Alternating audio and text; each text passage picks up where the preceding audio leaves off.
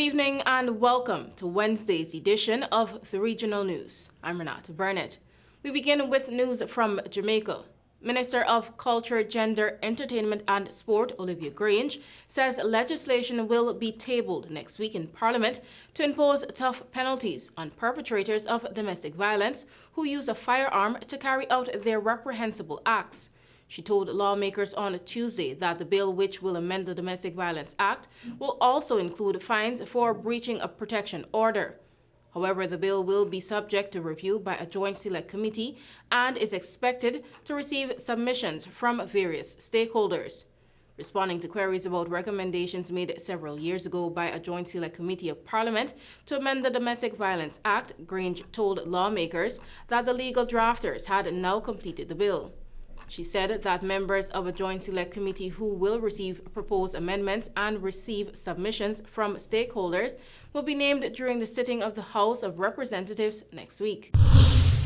We tell you now that Trinidad and Tobago is standing firmly for the region to remain a zone of peace and to respect international law and the sovereign borders of all nations, including sister CARICOM member Guyana. This was made clear on Tuesday by Foreign and CARICOM Affairs Minister Dr. Amory Brown and TNT's High Commissioner to Guyana, Conrad Enil, in the wake of the Venezuelan referendum outcome on Guyana's Essequibo district on Sunday. Speaking after Tuesday's launch of the CARICOM Single Market and Economy Focal Point Attachment Program, Brown told reporters the Guyana-Venezuela issue was on the Caribbean community's minds, and CARICOM continues to speak with one united voice on this and will continue doing so. He said TNT's position was identical to CARICOM's. We can anticipate another statement, which is in draft currently and which will be shared with the regional community in the reasonable future. We're stronger together. We continue speaking with one voice on this matter, Brown said.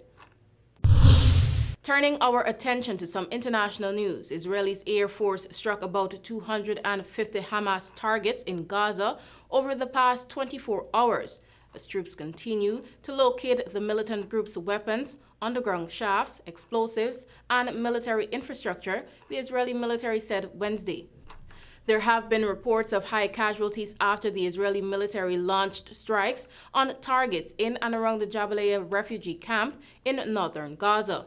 In the south, the Israeli military said Tuesday it's encircling Han Yunis, with the Israeli Defense Force operating in the heart of the territory's second largest city. Meanwhile, the U.S. expects the current phase of Israel's ground invasion of Gaza, targeting the southern end of the Strip, to last several weeks before Israel transitions, possibly by January, to a strategy that narrowly targets specific Hamas militants and leaders, senior administrators officials said. That's all for now. Thank you for watching. Until next time.